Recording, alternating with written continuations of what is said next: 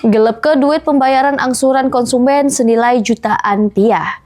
M. Irhamsyah, kolektor perusahaan pembayaran FIF Group, warga Kecamatan Seberang Ulu 2 Palembang, diringkus unit Reskrim Polsek Seberang Ulu 2. Modus pelaku nagih duit angsuran tapi tidak disetor ke perusahaan.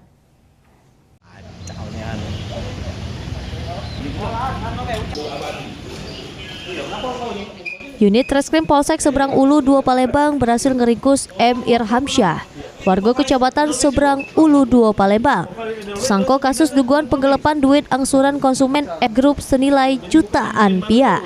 Dari tangan tersangka diamankan barang bukti berupa kwitansi pembayaran dari beberapa konsumen.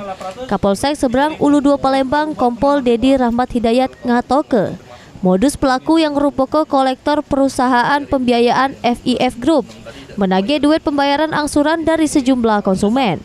Namun duit tersebut tidak disetor ke perusahaan.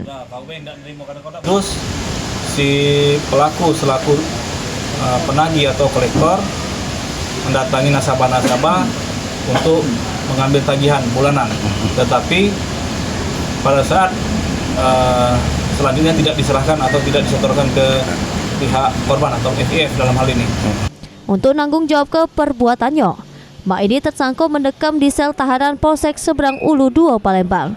Herwahyudi, PAL TV.